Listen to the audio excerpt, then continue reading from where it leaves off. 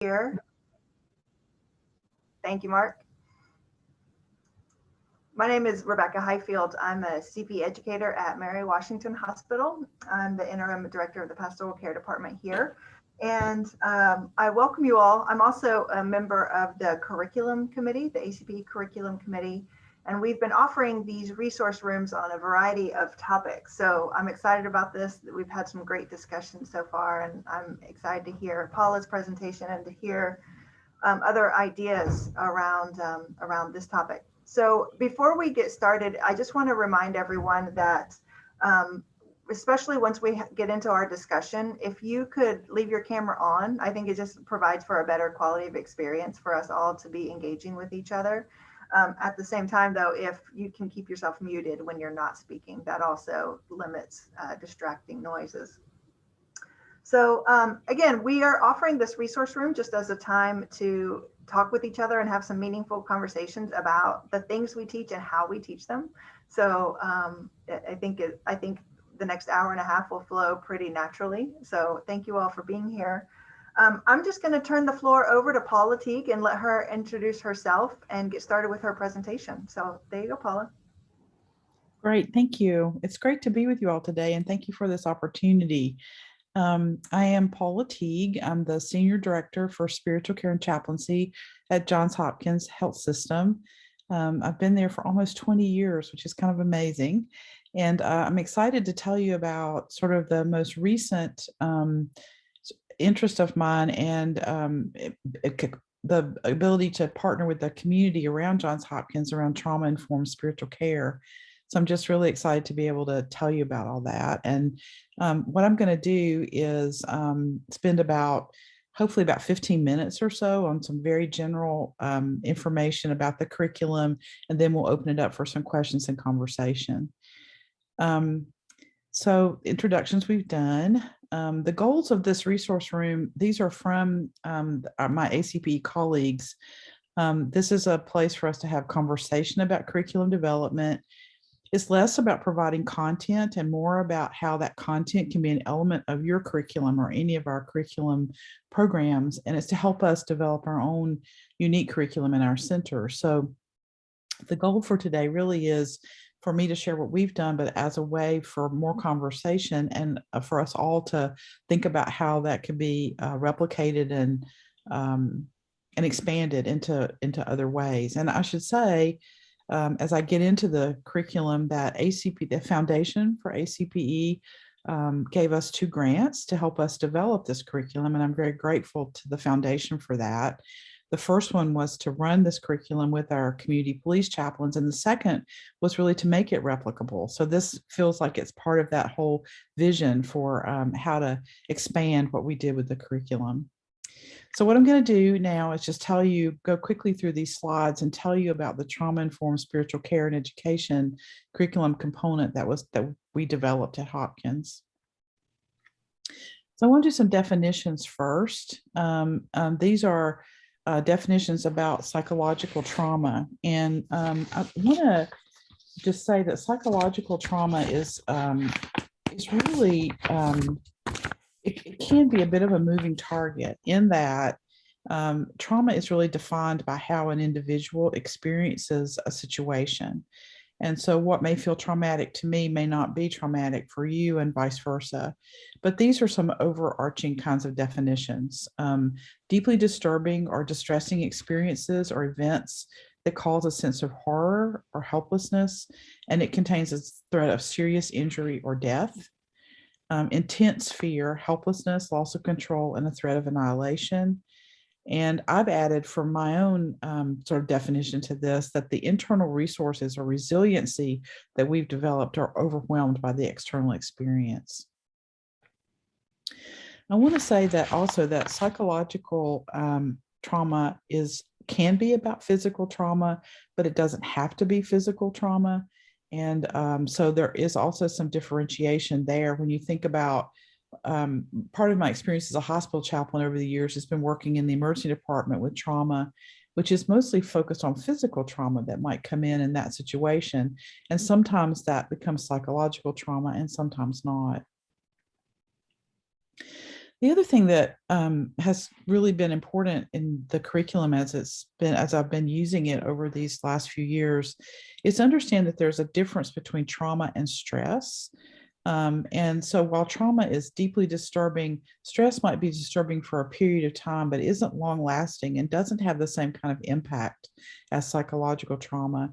And it doesn't carry with it the same sense of sort of life threatening, horrifying sort of sense that people might have as a result of an experience.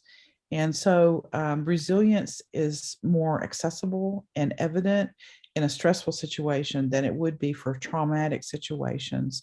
And a person would, in a stressful situation, will experience that they have more agency, that they have less of a sense of helplessness, and that they actually are able to act in the face of a stressful situation.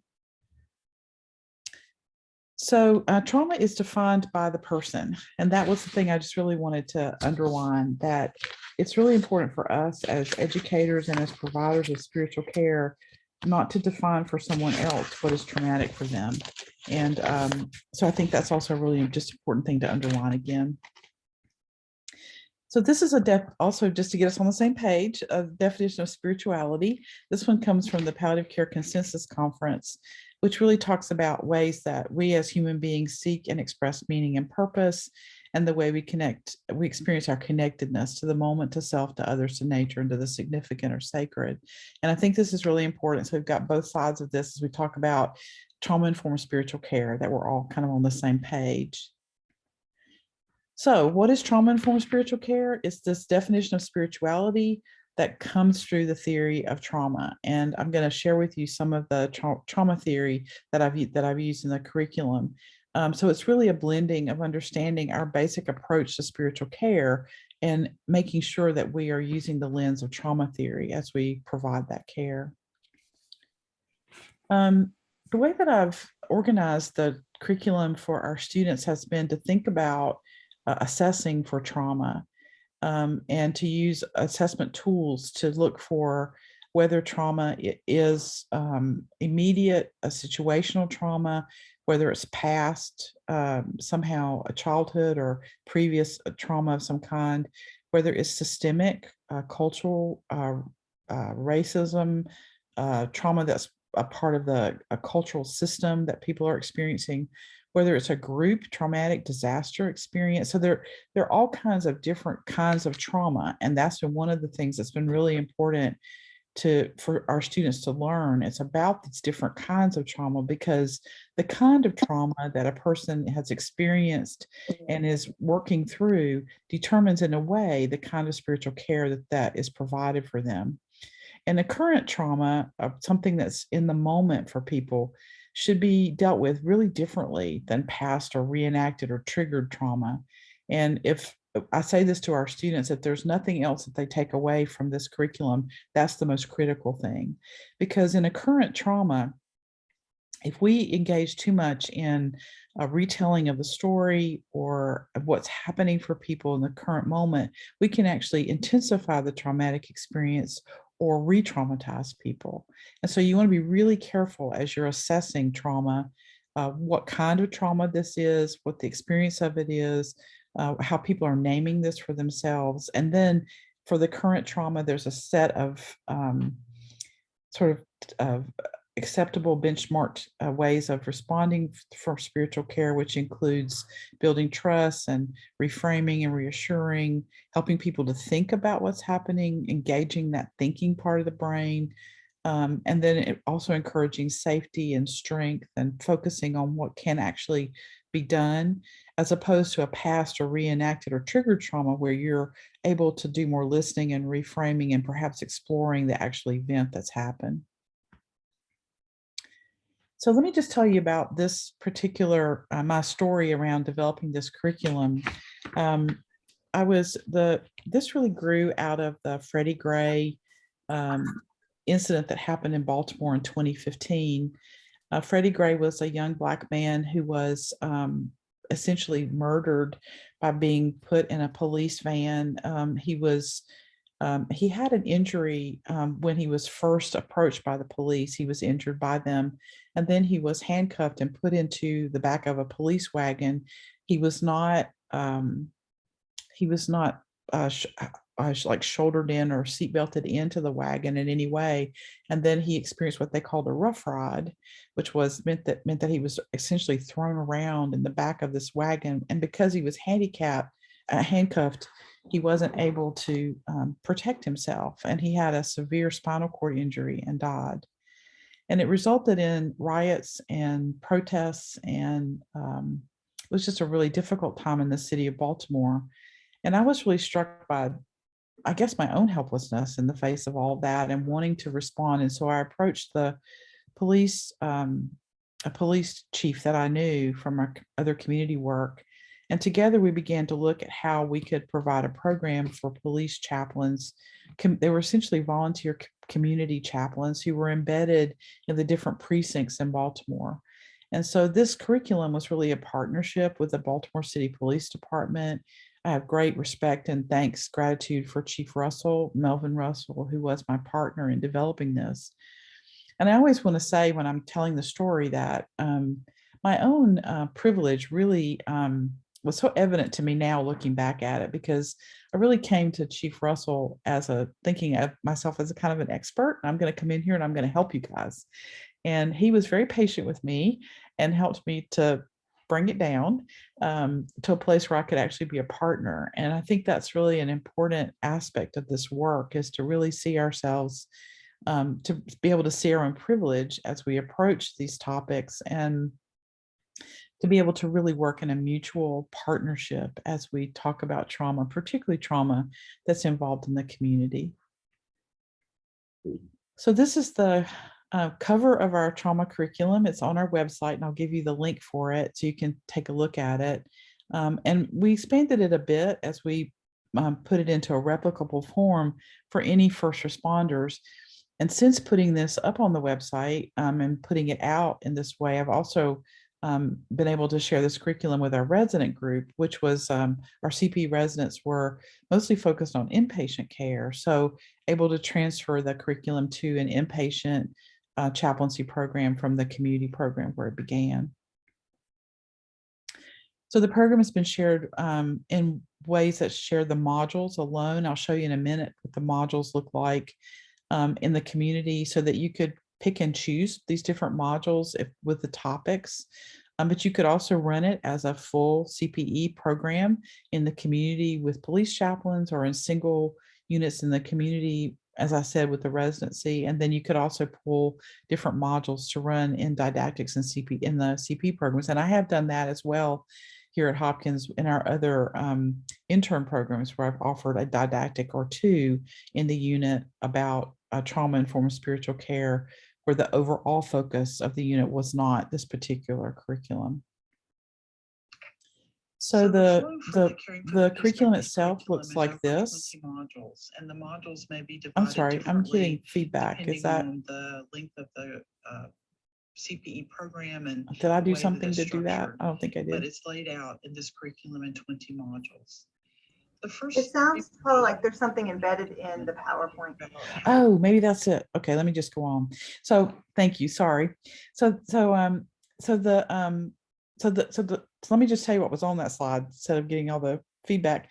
So there are 20 modules, and the modules start with an orientation to spiritual care and to trauma-informed care. And then they move to specific types of trauma, which is really important in terms of differentiating how to respond. And then we move to specific interventions that are related to those kinds of trauma from spiritual care. We really focused on depression and addiction as also particularly related to trauma. And then there's a kind of a wrap up that happened. The curriculum also included a specific verbatim outline that was used for the curriculum, as well as additional readings and outside activities that people could participate in. These were the specific spiritual care resources that I wanted to make sure got highlighted as part of spiritually informed trauma care. And I think that's it for what I wanted to say, which is pretty good, almost exactly 15 minutes. So, so I think Rebecca may have some questions also to help us begin our conversation. These are questions that I had just put into my thinking about our time together, thinking about how do you all think about various kinds of trauma? How do you understand trauma theory? What is your best practice for teaching trauma theory? How do you integrate trauma, your own trauma story, into what you do? I can talk a little bit more about that if you'd like. So anyway, I'll just stop talking and let you guys ask me questions, and we can start to have a discussion here. Thank you, Paula. I'll just speak about logistics. You're welcome to type something into the chat or just speak out or use the raise your hand feature. So however you want to do that.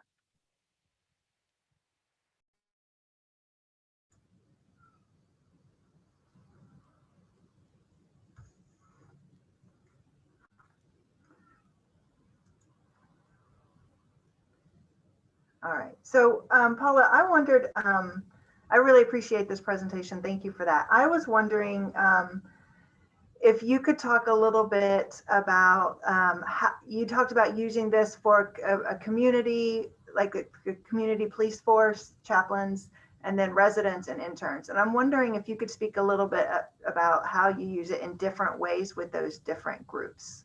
Okay. So the community police chaplain groups, there were two cohorts that were really the sort of major participants in developing this curriculum. And it looked very different when I first started it with the first police chaplain group, because we were still working together to get it developed. And so I really ran the curriculum as you'll see it. There were 20 modules, and the second cohort, I really ran it through those 20 modules. So the whole curriculum was devoted to understanding trauma-informed care, and the participants really focused on their own trauma stories, their experience of trauma in the community. And as I said to them, there was no way that you could, their clinical work was to do ride-alongs with police officers.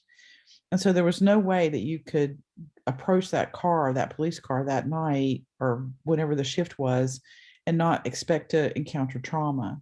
And so being aware of oneself and what might be happening and all of its nuances was just really critical to getting in that police car and doing the ride along.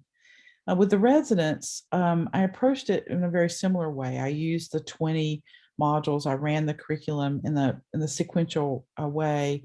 With them, their clinical work was really different, and it was hospital based. And so the trauma that we focused on a lot had more to do with systemic trauma, historical narrative, childhood traumas, and the way that a hospitalization itself might be a traumatic experience for people. And you guys are probably aware that there's a good bit of research out there now about people who talk about an ICU experience as traumatic for them, and will have PTSD symptoms from a ICU hospitalization. And so there was a little bit more of a nuanced approach, I think, to what people might be coming in contact with in terms of hospitalized patients. For the interns that we've worked with, they were more kind of, as I said, you can pick and choose modules from the curriculum. And so for the interns, I more talked about overviews of different kinds of trauma. One didactic that I've done as a single standalone has been the one that talks about the ACEs survey, and ACE stands for Acute Childhood Events of Trauma. And so it's a way of assessing for getting to know yourself about what level of trauma you really grew up with. And for I guess for me as a more privileged person, I never really thought about my own level of trauma growing up, and that's sort of eye-opening sometimes for people. In the community here in Baltimore, I've been told that it's almost insulting to give them an assessment tool like that, because if you live in Baltimore and certain parts of the city, trauma is just, I mean, there's gunshot, there are things happening all around you. It's like, it just is trauma. And so it's kind of there's no need to give somebody an assessment. They know that they're living in the midst of a really traumatic situation. And so it would come across in the community as not being very sensitive or not understanding what's happening. So I can imagine that, and Tim in the chat also asked about ACEs, so I'm glad that you brought that up, Paula. I can imagine that you might need to assess, like, for which students there might be room for you to invite them to reflect a little bit more on their ACEs. Like you said, I mean, if you hadn't really had an opportunity to really reflect on your own trauma, or even apply that word to some of your experiences in your life, and then you've got students who are like, what are you talking about? I'm swimming in the water of trauma. Can you speak a little bit to kind of how you navigate that with different students or student groups? yeah, that's a really important thing to say. And I think it gets back to the idea that each one of us, as we're educators, need to be aware of our own trauma story, and what we bring to this. Trauma can be triggered, and it can be triggered by some of the oddest things at times. And so just being aware of our own stories and ways that we might be triggered is important. And then in parallel, it's really important for our students to be aware of that. And so part of the curriculum, when I run the whole curriculum as a sequential set of modules, is to help the students explore their own story. And with the community chaplains, I did that in a much less intense group focus. I did a lot more work individually with them on their trauma stories, because I was so aware of the level of trauma. These folks in the police chaplain group were living in the Baltimore City area where they were serving, and their own experiences of racism and systemic trauma and then life trauma was so high that I didn't want to set up a group experience that could be re-traumatizing. Mhm. With the residents, I decided to go in a little bit different direction and did some individual work, but also invited them to share their trauma stories in group. And that was a very powerful group experience for them. And I say all that to say that I think you have to be really careful in assessing the students that you're working with and making sure that you're not re-injuring them or creating an opportunity for them to have this experience of remembering trauma that they may not have known that they had had. And that you want to make sure that you've got resources lined up for people if in fact someone needs additional help with some particular aspect of their own story. I think any one of us who have had experiences of trauma know that there's a kind of rawness to that, and it's so body focused. It's so much of it's something that we experience in our bodies, and we don't have much rational thought about it, that you don't want to set a student up to have something that they're not. It's hard to be accountable when you're not able to really think about what you're doing and you're really, really triggered by something. So all that is to say, I guess, that you have to assess students one by one, and you have to decide if it's better to do individual work and group work. And then you have to make sure you've got additional resources, because I'm certainly not a therapist or a person who can process psychological trauma with people to some recovery level. So Yeah, thank you. There's some questions about where folks can find the curriculum on the Johns Hopkins site. yeah, so let me go to the next slide. This is the link in the slides. If you go to the Johns Hopkins website, if you just do Johns Hopkins Medicine and you put in spiritual care, you'll come up, our website will come up, and it's on the left-hand side, and it's under Caring for the Peacemakers, which was the name of our was the name of the program where we ran it. So Okay, thank you. I'm wondering if there's a way for us also, Mark, to include that link in, or Mark or John, is there a way to include that link in the recording or transcript later? Great. Yeah, I'll put it on the SharePoint site with the recording and Paula's slides. I can put a Thank you. separate link there as well. Thank you. I thought that. So just to go back, Joanne Morris just wanted to clarify that was the focus of your trauma care on the police or the community or the family. I hear you talking a little bit about the police chaplains. Was there anything else that y'all did for the community or the family? yeah, so the structure of the program was that we focused on the learning educational opportunities for the community chaplains, and then the clinical work that they brought was around their ride-alongs. And then I also required that they all have some community event that they sponsored and that they worked with in order to expand the understanding of trauma-informed care into the community. And so for those two groups, there was a community activity that the chaplains would provide. And one of the activities that I'll never forget was a Stop the Bleed workshop, which was really to address the fact that people are, when they're wounded on the streets, there's sometimes a half an hour wait before people can come to help them. And so the need to help people have that initial first aid, psychological and physical first aid for victims was really high. And so that was one of the workshops that that was offered. So in that way, we wanted to reach out to the community, but that was kind of a secondary educational goal for the chaplains themselves. And one of the things that Chief Russell really wanted from this curriculum was for the chaplains that participated to really increase their skill at debriefing with police officers and with members of the community, as well as being able to see themselves as leaders and educational experts around trauma. And so helping them to plan an event like that and to share their theory was part of what he wanted from the educational goals. I hope that answers the question. Yeah.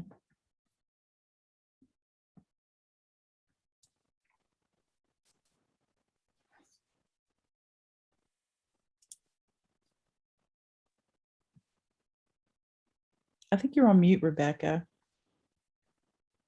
I'm sorry, I had somebody knocking at my door, so I muted myself. So Barbara is asking, can you speak of trauma care and grief work in the midst of spiritual healing? Yeah, it's all connected, isn't it?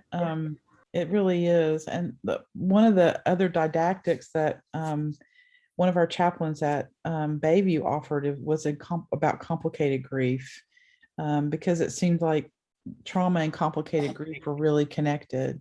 And so understanding that that correlation was really important. I don't know if you want to say more, or there may be more to your question, but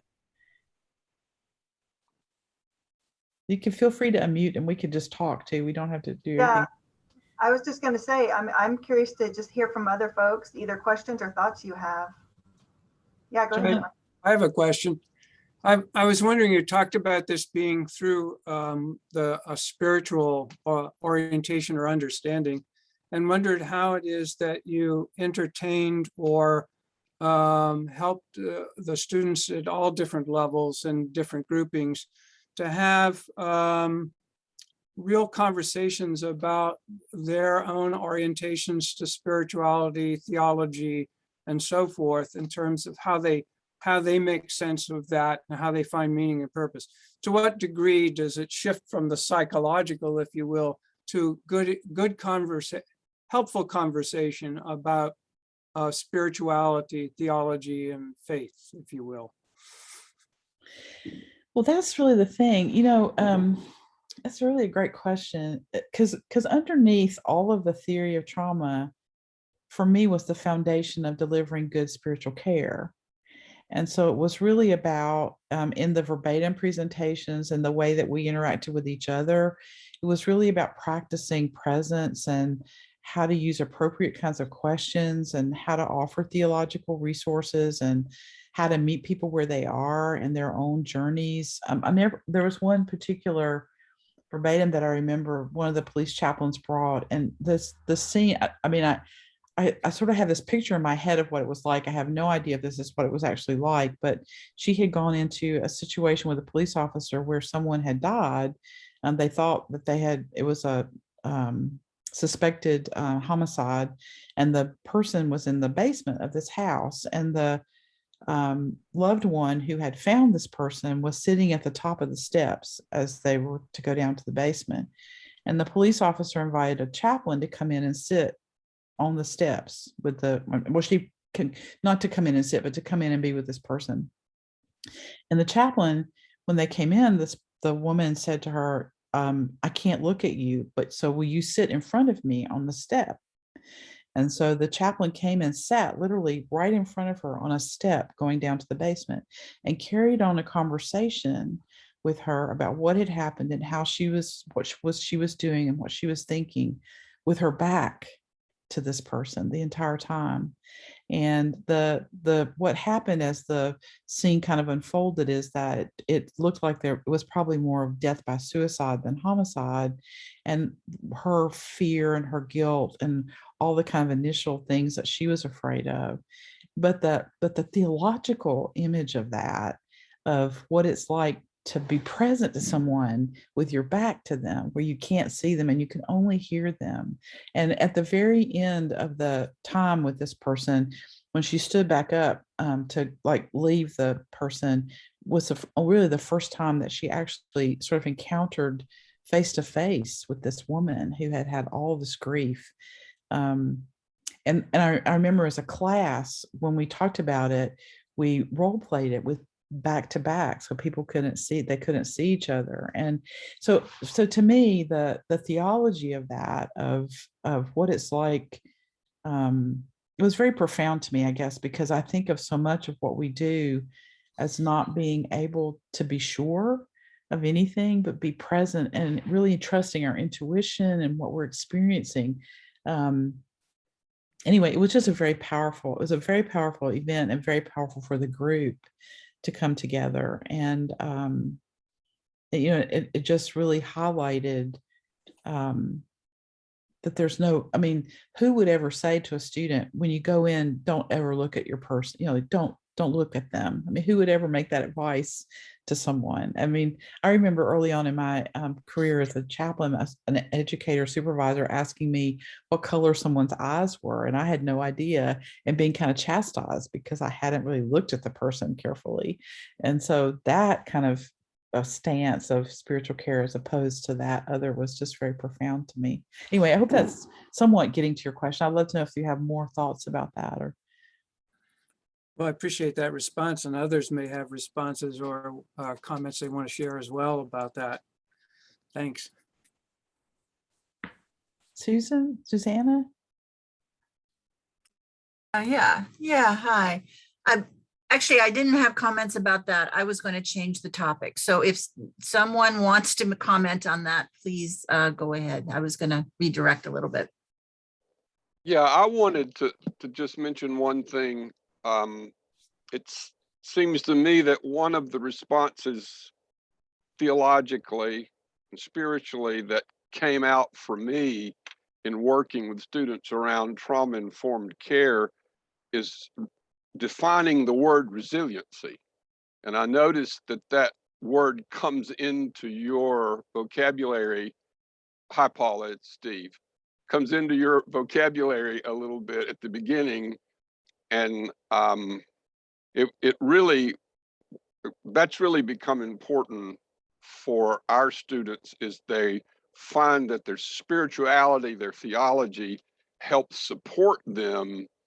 And there's also a resiliency assessment that I know you know about that can be used to kind of back up the ACE score as well.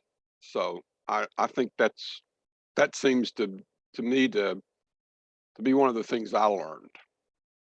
Yeah, thanks for mentioning that. That was when the second cohort of community chaplains, one of the things I learned with the first cohort was that I didn't set trauma theory enough in the understanding of resilience, and that trauma could be a pathologizing way to think about things. And so I did pair some of the work with resilience assessments, and we did a resilience building exercise every time. You'll see that in the curriculum when you look at the modules. There's a resilience building exercise built into each of the modules, and the students began to lead them themselves to give them, to provide more of an educational opportunity.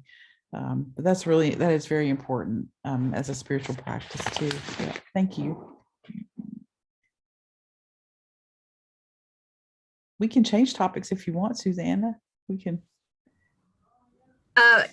Great, thank you all for that. I was curious, to Paul, if you had any insight that you might offer around working with a student who, an intern or resident who may have experienced trauma or may have what's kind of come to be called a trauma brain, but kind of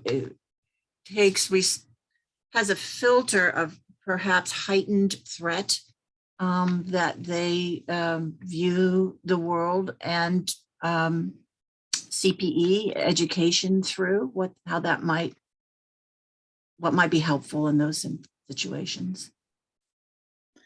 Yeah, I think a part of why this has been such an important topic for me is partly about that question, because I've had so many students over the years who would experience CPE as abusive. They would name unsafe and abusive language, a language in the way that they would describe their experience, and how disturbing that would be to me, that as an educator, that my critique or my feedback could be that hurtful for someone. And so I think there's several ways to go at this. I think one is in how you do admissions and doing assessments, and there are truly people who are not ready for CPE. If their trauma is that unprocessed, they're just not ready. And they will experience CPE as more traumatizing. And I had a student not too long ago, within the last 5 years, where it was just so clear that that was what was happening. And so the goal became, for me as an educator, became caring for her, helping her get resources, and helping her successfully leave the unit, and not trying to continue with an educational agenda around how she could be a better chaplain. And I'm a survivor of trauma myself, and I know that in my that has created in me a sense of hypervigilance. And you can be, and my experience of my own trauma is that I can be triggered by things sometimes that I would have no idea would be actual triggers for me. And when you're triggered, you don't have any control over that. It really, your pre-thinking brain kicks in, and it says, it doesn't matter if it's the smoke alarm, it says it's a 5-alarm fire. I mean, that's what your body is telling you. And so that's how you respond, as if it's a 5-alarm fire. And it's only the smoke alarm, and it's only because you burnt toast, but your body doesn't tell you that. And so I think just understanding that from students, and understanding that hyper response and hypervigilance, and the trauma theory says that if you respond to trauma victims or trauma survivors with care, and what can you control, and what is your plan, and how do you want to address this, rather than telling people what to do, you get a lot further with them. And that's a great strategy for students. Like, this is what I'm noticing. How do you want to proceed with this? And how do you want to act on this? But it's so painful. It's so painful to me to be with someone who's got that unprocessed trauma and trying so hard to become a chaplain in the middle of that. It's just painful. So does that help? Does that make sense? Thank you, Paula. I want to note there's a few more things in the chat. I apologize if I don't say your name correctly. Satoa Soga asked about trauma-informed language, and she wants to know, how can I prepare myself in working with students who encountered with trauma? I share that question as someone who is trying to introduce myself to that. Where do we start? Like, how can I prepare myself? Well, there are several really wonderful books. And again, if you go to the curriculum, you'll see the bibliography. But one that I would recommend is The Body Knows the Score.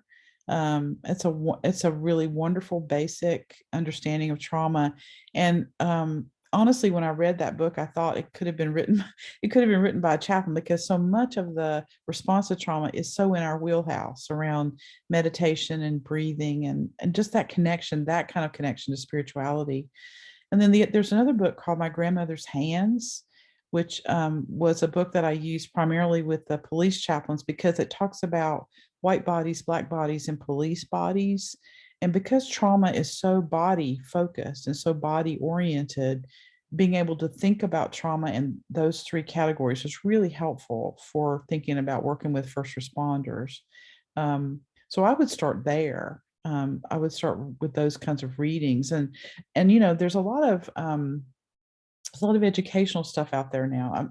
There's a lot of stuff about trauma just out there in the world, and there are good, there are good basic webinars and things like that as well. So, but I think it's really important to know your own story too before you. I just think that is so critical, to not be surprised by your own trauma story that might get triggered or enacted somehow if you start to really focus on this. So.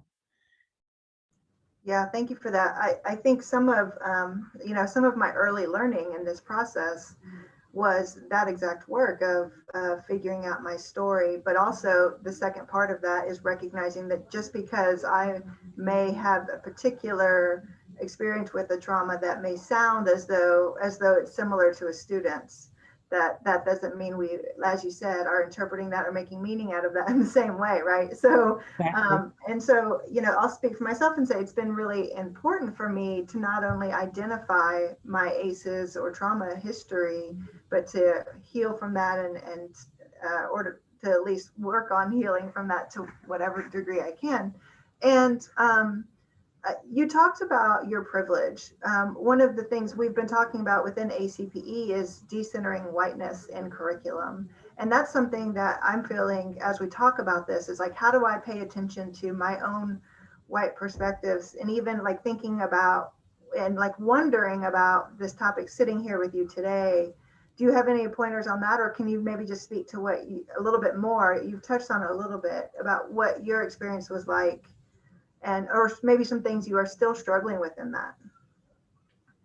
Yeah, I think it's really important. One of the things that I think one of my big learnings through all of this was that I'm a sexual abuse survivor, and I was well into my supervisory career before that really surfaced for me in a way that I could actually work with it. And so I was able, as a privileged white person, to get a therapist and work with a therapist and do group work. And I had a lot of economic privilege that I could use to put toward that healing. And so for me, it was something that I could really engage and work with. And what has been so striking to me working now with the police chaplains and in the community is what a privileged approach to healing that was. And that people just do not have those kinds of resources. And one of the things that is I think we're doing better in Baltimore with that. We still have a long way to go. Is that there's just not good care for people who are experiencing trauma, and therefore there's more addiction, more health issues, more just overall downstream kind of consequences of trauma. And so it's so easy to say, well, gosh, what's happening here for this person? But it's really, it's 3 steps removed from the fact that they never got the care they needed in the beginning for the trauma that they experienced. And so I just think as a privileged person, I have to always remind myself that there's just so many resources and so many things that I may be able to tap into that other people that don't have access to. That was a huge learning for me. And then also just the compounding nature of trauma when you have a childhood experience that's also complicated by racialized trauma, cultural trauma, economic trauma, other things that come into play with all of that. So I don't know that I'm speaking very coherently, but it's just a very important thing to just remember the context that we're in and who we are. Yeah, I think that's helpful. I do see there are other things in the chat, but I'm wondering, I'd love to hear from some other people about, even if you don't feel like you have an answer to that, I'm wondering what ideas you might have around just either decentering whiteness in your curriculum, or even just the paying attention to yourself and your history and your perspective and privilege. I'd love to hear other thoughts on that and open up the conversation a little bit more. Anybody? What challenges do you think you might experience in thinking through some of that with this topic? I know that Matt looked like he had his hand up for a while. I don't know if you want to chime in on that part of the conversation or something else. Yeah, some of it's connected. So I had two questions I was curious about, and I missed part of the presentation. I had to step out, so I apologize if I missed it. Feel free to scold me for that. But the first one was related to, I'm thinking through COVID, as our residents have been providing a lot of frontline care for our staff, and kind of the effects of being one circle out from traumatic experiences. And chaplains are kind of 1.5 responders in many ways. They're not first responders, not second responders in certain ways. That we revised the curriculum really for our residents, and we added a every 2 or every 4 week debriefing session for them as part of their education that was separate from group process that they would do, separate from the other things, precisely because we were seeing the compounding effect on them. And so curious how you navigated that piece of exposing chaplains to trauma, how you attended to what they experienced, and held the line between helping them to decompress and to kind of clear things out versus helping them to learn from it, and that you can only kind of do the latter if you do the former. That was the first question. The second one was related to kind of issues of intersectionality and how these two kinds of focuses can oftentimes have very different political backings and forces, and how to work with some of those that messiness. So one piece of the curriculum around types of trauma is vicarious or vicarious trauma, or second victim theory. It's a little bit different whichever way you go, but basically the same. And that was an important theoretical point for, I think, for people to have. And the thing about being in this pandemic, with all of its implications for the racial aspect of the pandemic, as well as the health part of it, is my theory about this right now is that none of us are able really to, like, we should treat this as a current ongoing trauma. And if we talk about it too much, then we will be re-traumatized. We'll embed the trauma more. And that is so counterintuitive for us, I think, as educators and chaplains, because we want to talk about it. We want to process it. And so I think there's an amount of building resilience that we can do. And there's a way of helping people understand that you are in the middle of a traumatic event. This is a traumatic event that's gone on now for 19 or 20 months. And you will have, what I've said to students is, 3 years from now, I'd like to hear back from you. And these are things we can build in the meanwhile. But there's just no way. I mean, if you're in the middle of 9/11, there's no way that you can stop and process it and understand it. And so my conceptual model has been 9/11 for 20 months. Only it's how many millions of people have been impacted, and 800,000 people have died. And, it's just, when I heard the figure 1 in 500 people have died in this country, I could hardly take that in.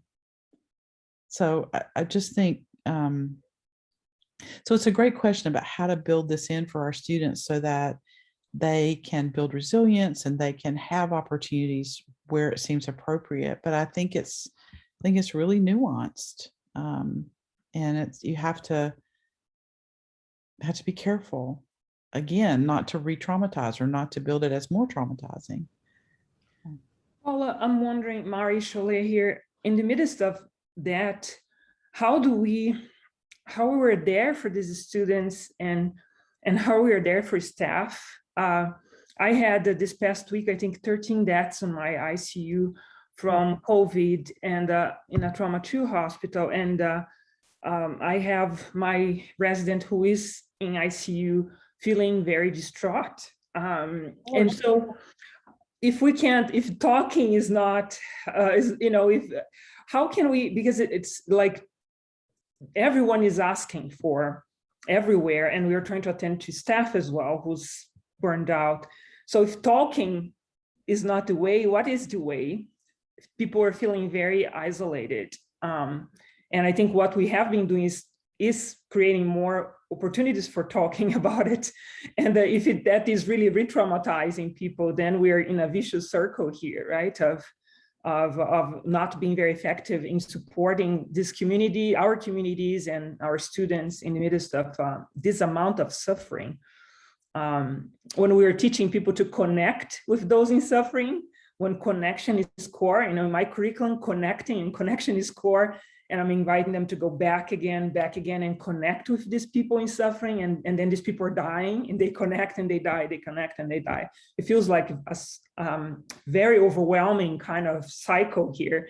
And I totally hear you, and I had never, I guess, seems obvious, but I had not thought like, yes, we, even though I am not on the floor as much as my residents are, that we are in the midst of that trauma. And I think, how do we, I don't have the answer. I think I'm saying, how do we attend to this very clear need in the midst of everything that's going on?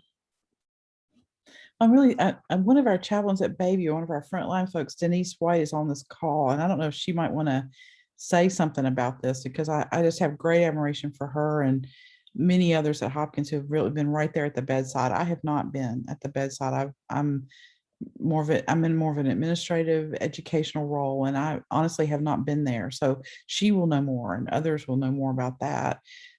But I would say, Mari, that we have to focus on resilience. And so what builds resilience in the face of that? And that may be time off, time away. What nurtures us? I mean, one of the great joys of my life is my grandchild. He's 3 years old. And when I'm with him, I can feel myself rebuilding so that I have more stuff then to come back with the next day. I like to swim. And if I can swim 3 or 4 times a week, I can come back to work the next day differently. And it's those things that are, it's that the literature around resilience says that talking about things that may not build resilience, it may be these other things that fill us that we need to focus on. And if talking does build resilience, well, then do that, do that. But it's not the case for everybody. And I think that's what we have to really figure out. I have to help people figure out what's going to be their thing or their set of things that really help them. I was going to go ahead, Denise. Yeah, I was just going to step in and say, I think that's absolutely correct, because everybody's experience is different, and it definitely involves resilience. And for each person, that's different. And for me, being on the front line of COVID for the past 2 years, I can't speak more about self-care. My time away, engulfing myself in prayer and meditation and exercise and being with my family. I love to laugh, things that edify me, to be able to step away, get refueled, and then to get back in the front line and be able to have something to offer again. And it is sometimes traumatizing for some people to revisit it. But I would find that even with the staff that I have had an opportunity to minister to, a lot of it is around self-care, knowing what your triggers are, knowing what builds you up, knowing what your body needs, because your body really does tell you where you are. The tenseness, sometimes you get a short fuse and you're trying to figure out okay, well, what's going on there? Is really something going on within you, and being in all of the ICUs I cover here at Bayview, it has been a real challenge, but the times away have been the greatest for me. And when I come back, I'm really refueled. I'm ready to go again. And I really do have something to be able to offer patients and families and staff. I'd like to offer a little bit, in addition to all the excellent examples around self-care and the critical importance of it. Absolutely. What I find myself doing where the talking works, and it's not in the heat of the moment at the bedside when there's a crash or anything like that, but it's when I'm present, and it's a way to test out, but also see if the person is going to benefit from conversation. But I basically use a mini version of debriefing, which gets them in touch with sometimes the core that moves them toward resilience. I use that a mini debriefing, like, hey, what's happened? Hey, what do you think? What are you thinking about all this? Hey, you know, how are you doing with it? And not trying to get into huge and like, you know, what's your next step right now? What are you going to do right now? A mini debriefing to be present with them. And sometimes they'll take those pieces later. You know, that's the great outline for group stuff, but I find I even use it for myself when I'm overwhelmed in a moment. And I've had some kind of traumatic things this year, which has been a really bad year for me, which includes the pandemic. But I find that technique works for me in offering spiritual care, in addition to all the things I try to do for self-care. And one of the things from, again, using some of the trauma theory, but one of the things that the trauma theory talks a lot about is helping people find what was good in them. What could they do? Was there any aspect of any of this that was positive? And so often with staff or with students, it's that aspect of community that was developed or that sense of connection that happened. Another thing that they talk about is appropriate use of touch. Sometimes touch can be re-traumatizing too, but sometimes just a really light touch on the shoulder or arm can be incredibly helpful for people. That's all you need to do.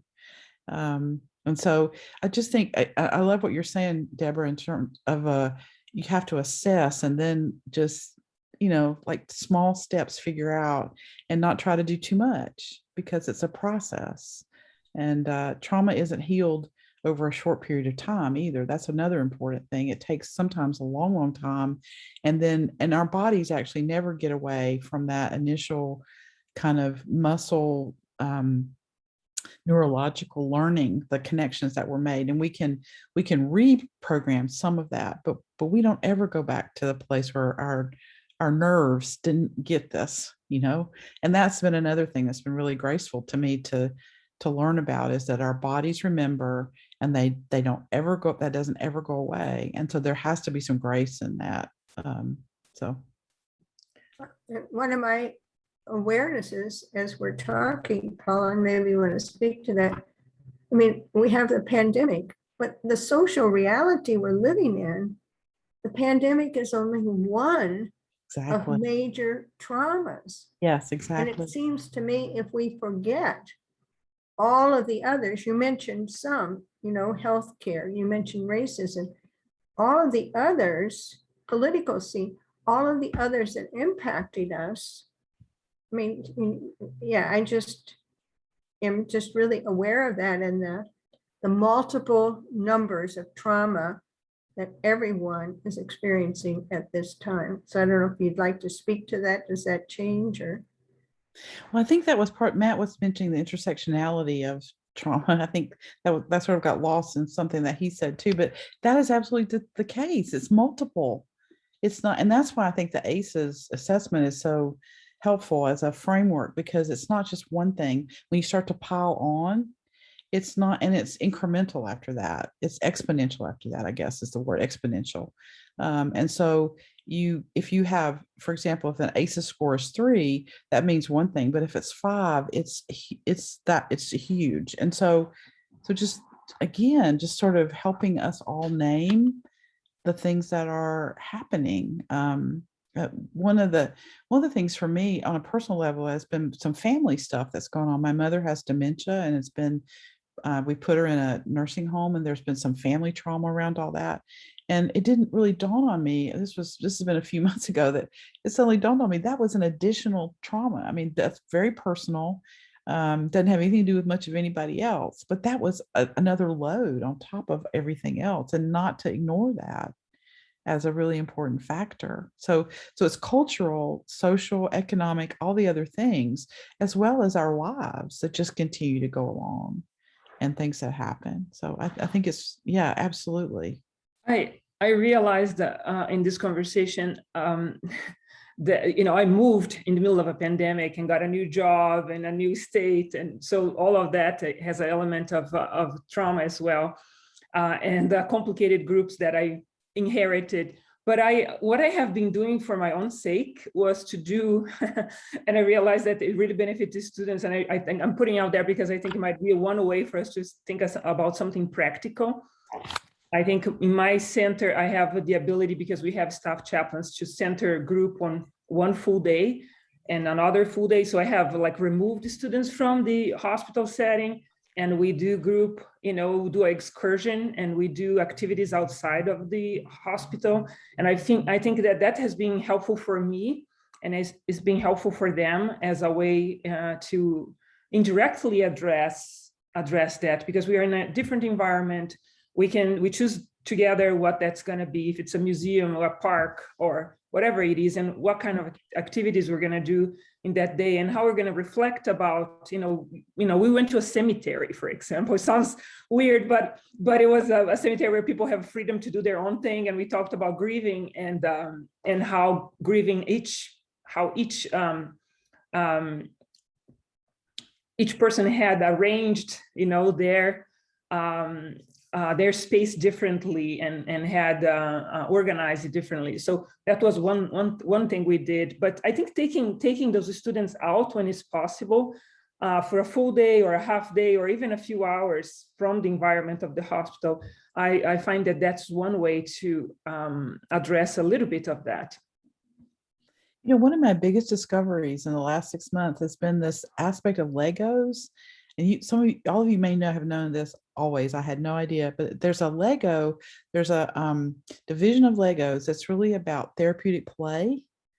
You guys, and you can order these little kits from Legos, and they and we did this as a team where we created our Lego version of what it had been like to live in this pandemic and work in this pandemic. And it was a helpful way to process, but it was also play a little bit. And so and I'm looking forward to being able to use it more. I've only used it that one time, but it just has been it's things like that where we can engage the other parts of our brains and be more creative. I think is really another way to build resilience and not be re-traumatizing, but really help to create some of that space that we need. Yeah, as we've been talking about this, I've been thinking about play, and I know for me it's been really important to find ways to play either at work or with my family, and not as a way to dismiss or avoid what's happening or to minimize it, but to just realize it's not everything, right? It's so, you know, I may be struggling with my kids' online learning, but tonight we're going to make chocolate chip cookies. Like it just is not, it can't be everything. And one of the things I have found is that sometimes our students need permission to do that. And John put in the comment about, you know, CPE has always been about intimate, vulnerable talk as part of learning. And I think especially I've worked with some residents who love their internship and just kind of want to dive into a residency for the meaning making and the vulnerability and that intimacy. And I think there's room there for us to also help them recognize how play can be part of that. It's not all just deep, rich, heartfelt conversation, which can be triggering for what we're going through, but to help them also think about ways to play. And field trips have been part of that for us as well. Most of our classes have been online. So field trips where we can go somewhere outside has been really crucial for just putting some breath of fresh air into all this. I also wanted to say, so Wayne put a comment back a little while ago about having a police chaplaincy and encouraging chaplains to take CPE, so recruiting from police chaplaincy. One thing I'll offer is we had a police chaplain who did take CPE with us several years ago and is now the chair of our PAG.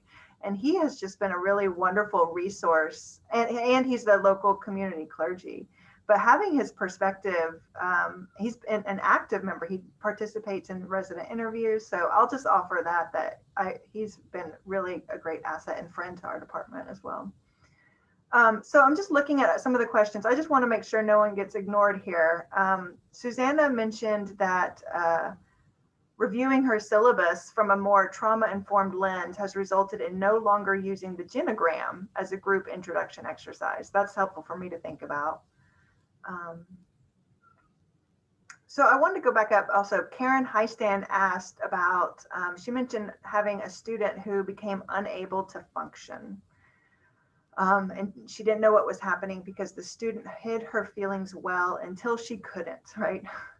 So how do we determine who is able to handle CPE? And I guess, Karen, you might be asking specifically if their trauma is overwhelming. Yeah, I mean, I'm pretty certain that this student has had trauma, but did hide it well. I'm wondering if there's a way to screen for students ahead of time. I've had conversations with one of my colleagues who said, I just can't, I get so many students that are still dealing with trauma that they often leave her program. And I've not had that happen before, but anyway, how do we screen? How do we know people are ready? I think it's a really great question. You know, when I think about, I think I said this to you guys, I in my own trauma story, if I think about it that way, was that I did all my CPE. I was certified as an educator, and then really started working on the trauma part of my story. So I went through the whole thing, and if you had asked me as in a admissions interview, do you have trauma, Paula? I would have said, no, not really. I'm good. So I would have, so I used myself as an example of, I don't know how, you could ask people in an admissions interview, but if a person's really in their trauma and not aware of it, they're not going to be able to tell you about it. They're not going to be able to own it. And so I think it is in noticing and assessing, and some of the hypervigilance, some of the being attracted to certain situations. I think if I had an educator early on, and this is not to criticize, I had wonderful supervisors, but I think there were things I did as a student that would have been really high indicators that I had trauma.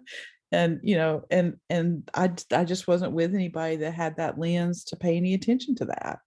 And had I had that, they might have helped me move into some therapy or some other things sooner. I don't know. But I think as an educator, we just had to pay attention to what people are doing. And really, if we know that trauma theory, we can see the sort of downstream of what's happening with trauma, and help people, help them find it in themselves. And again, I think the interacting with students in ways that help them figure it out, instead of us saying, wow, you have a lot of trauma, I think you need to go do blah, blah, blah. That's going to feel re-traumatizing. But the kind of, I'm noticing this, how are you noticing this? And the kindness and graciousness with people goes a long way. Yeah. And I think, my regrets about working with trauma students who've had trauma was that I somehow got hooked out myself by their acting out their trauma. And so I wasn't able to access those parts of myself that were kind and gracious, and as much as I would have liked. Those are the mistakes I made, I think, as an educator, because that's what a person who's in the midst of a triggered trauma needs most. And we can provide that for them if we see it, if we recognize it. Thanks. Karen, one of the ways that I have developed to screen for this, and I certainly don't have a perfect way, but I try not to make an assumption, but I do try to listen in the materials they submit and in the interview for what is omitted. It may not be a current trauma, but it may be a past trauma. So asking them to talk about grief in their life and where they've had grief is a fairly safe question.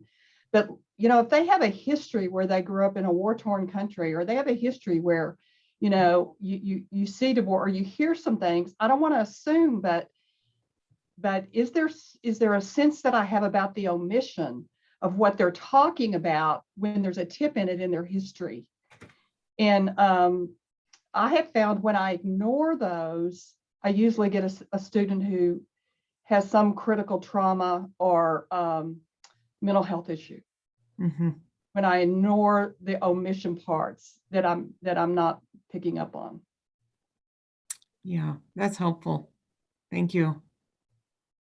Well, I think what Deborah just did is a great example of having an educator that's got the theory and looking and observing. You know, I mean, it's like paying attention to this through this lens. And so you start to notice things. And so I think that's just what you did. It's just a great example of what I hope we would do. Yeah. Thank you. Well, I had it one of my first times I learned that lesson. I learned it a lot, but I think the most significant time was when I first started working as a contractor in the Army. And my very first residency group, I had a person who had become a chaplain while they in the Army, but they had been deployed like 16 times as a soldier. And that guy was in full-blown PTSD by the time we hit the third week and we're talking about things, and was refusing to get any treatment for a long time. Yeah. But it was a blatant thing back that made it clearly obvious to me. I should have picked up that there was absolutely nothing he was doing to comment on those issues. Right. Yeah, I had a student who had grown up in a war-torn country, and I had a second student who had also grown up in a different war-torn country. And when one of them told his story, it tipped off the other one. But I came to find out that there was help, and there had been help for that already. But it was really an interesting response to see the one just try to shut down the story of the other. So this has been a really helpful conversation. Thanks, Paula. There's also some other things that people have done in the chat that I think are really great ideas. Tim talks about giving students a plant at the beginning of the units. Someone else had an idea about asking our students kind of what works for them. And so I'll invite you all to review some of the ideas in the chat. One thing that, including review the survey that Mark has posted in there. But one thing I think that Mary brings up in this latest thing, I think it's a really good point about students struggling with trauma in the educational setting. It can manifest as learned abusive behavior in subtle and less subtle ways. And I have found it to be extremely difficult and intense work to navigate that with individual students. I really resonated with that. And I wondered if you wanted to elaborate with that, or if anyone else had any experiences with that. Yeah, I have had so much of that going on. And I continue to find it difficult, and not always you can see on an interview process as intense as you might focus into that. And I have had in the past and in the present students who are, recently I had to confront a student into understanding that the behavior was abusive, and trying to explain what I find it difficult is trying to say that in a caring way, because I know that's not aware or intentional. It's part of this self-protective, the armor of protection that is being built, right? And so someone is they are feeling threatened. It's the threat. And I say that they smell lions, they see lions, even when the lions are not there, and they are relating to that. I have been successful at times, being extremely caring and trying to be extremely understanding and not blaming of that behavior. I have been able to have people start working on that, but these are learned behaviors, and they sometimes were learned in abusive relationships, and they became a coping. So what I'm trying to say is it's very easy to miss that in the group and think that address that just as, your tone of voice needs to change and lose the bigger picture of trauma underneath all that. And I think I think that's core, that we all have awareness. So I saw this survey there, and what I want to say to us all is like, we need to keep talking about this so that all those educators who might not be aware that those are underlying issues become aware, and then we can address it in more depth rather than try to deal with that symptom, right? That's the coping mechanism that the students show with, rather than really the trauma underneath everything. And we can blame, we can think the problem is in that behavior, and that behavior is self-protective out of fear and despair, really. So.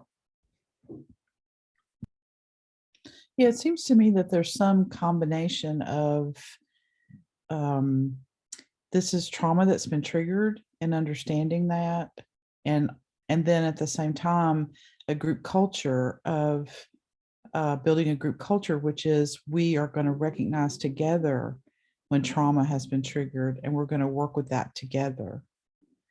So it's not a you did this to me individual, but it's more building a system where we all understand that at any moment, any one of us, I mean, it's interesting that I was going to go back and look at the research again. I forgot to do it for today, but there was a research study that talked about the number of clergy who had a really high ACE score. And I would be willing to bet that as chaplains and educators, as a group, we have a pretty we tend to be attracted to helping professions because we've been hurt, right? But to build that in as part of the kind of culture of a unit is that we probably all have had some trauma. We'll probably all get triggered. This is what triggers could look like. And when that happens, here's how we're going to work with it as a group. So it doesn't come out as you're being abusive. It comes out as, oh my gosh, you must have just gotten triggered somehow. What happened? And it's a group activity then to work with that. And it feels so different when the group can say, oh my gosh, I think something just happened here. Can we talk about that? Than me as an educator saying, I don't want you to say that again because that came across as abusive or not helpful. It's gonna end up being re-traumatizing if I do that as the authority figure. So anyway.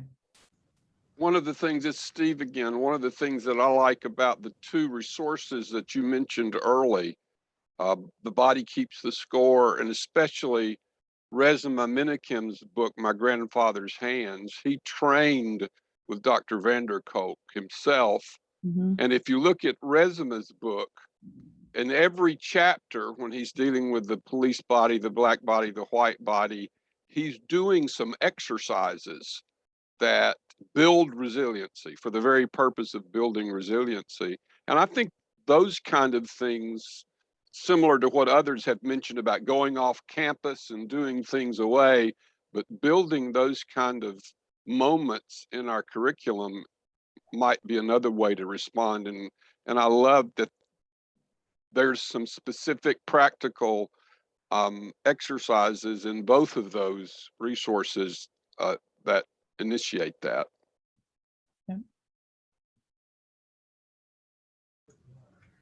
I think, where my mind goes around some of the abusive behaviors and being curious about what trauma is kind of underneath the surface here, and wanting to be empathetic is also feeling some tension with holding students accountable in a group setting. And trying to do both of those things feels a little overwhelming at times. Well, the thing for me, and again, it is like saying to a student, thank you so much for doing this here and not out on the floor or not in your congregation. And this is a safe place to explore this together, because this is going to get you in trouble over here. And let's think about how this is working here. And really trying to reframe it as, this is a great opportunity to figure out what's going on here. Because if you do this in a parish meeting somewhere or synagogue, you're going to be in trouble. You don't want to do this. Or if you go down to the ED and snap off like that, it's not going to work. So like just trying to reframe for students that this is great. You did this right now. Let's see about this, And the hard part for me is when the activity is directed toward me as a supervisor and I'm getting criticized and sort of feeling abused myself. I'm getting triggered a little bit. That's when it's the hardest. But anyway. A question I have, I was looking at the book, My Grandmother's Hands, and you mentioned it was mentioned about the activities at the end, and I actually stopped reading it because I'm a rule follower. And I was like, oh, I have to do these activities if I'm going to go through this book. And I didn't feel like doing them. So I'm wondering, because I was thinking of that book as a resource with students as well, but then I also was thinking about how it might trigger students. And so it's just, that's my observation. It's not an immediate question, but a curiosity about even the texts, like the direct text. Obviously, I would read it first. But just wondering about your thoughts on that. I can speak to that. I think when you do read it, you'll see that Resma is aware that some of these exercises will trigger things, and he puts the exercises in a frame that is to care for the trigger, and he talks about what to do when your feelings start to stir up about this exercise, how you manage that, what's the way to manage that. But I think you're absolutely right to be aware that the exercises themselves, the exercises we do, might trigger things.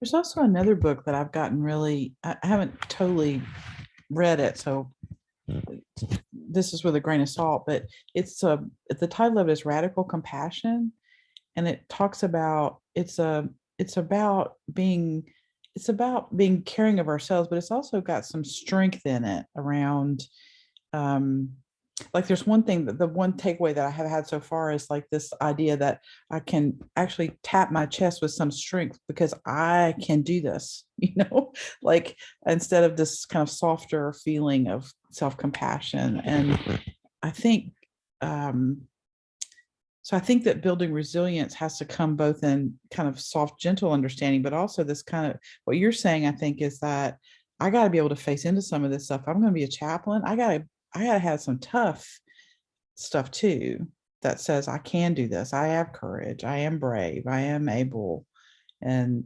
to step into these situations, and that I might be feeling some of this stuff that's a trigger, but I got it. I have another option here. And so I don't know if that makes sense or not, but it just struck me when you were talking. What's the name of the book again, Paula? It's called Radical Compassion, and I'm not remembering who the author is, but I think if you just look up Radical Compassion, I'll try to, maybe I could, I'll try to find it if you want to be in touch with me too. Tim, it looked like you had your hand up too. I don't know. Yeah, I just wanted to add, I appreciated, Paula, your comment about you want to do it in this setting, and you share appreciation for doing it in this setting and not in the ED, not in a parish, not in another setting. And that got me thinking about the artful referral that I might do with a student and say something along the lines of, it feels like you have experienced some benefit to unpacking some of this. Would you be interested in spending some time with someone who has some real skill in this area, so that I can honor the fact that I'm not a therapist, but I see someone courageously encountering. So the artful referral is a big part of my toolbox as well. Yeah, and I mean, this is another thing I don't know nearly enough about. I'm just dangerous right now because I don't know enough, but I'm just really attracted to positive psychology and some of the ways that behavior that can seem so negative can be really reframed or reshaped as ways of saying, look at how you're taking care of yourself here, or look at how you're taking this opportunity to look at this now, or this shows that you really care, or there are ways to reframe things so that it doesn't come across. So because I think I think this is probably a theological stance for me. I think people are really trying to work toward healing, and to get on that side of it with them if I can, and join them in that way. that would be a goal for me. It doesn't always work, but that's what I would hope for. One of the things that's been striking for me lately is that with the so many layers and ways trauma is being experienced and showing up in such just pervasive ways, is that a lot of people who have been able to turn towards certain things at certain times and have that awareness either don't have access to what's worked or helped them in the past, or it's not helping in the same way as it did.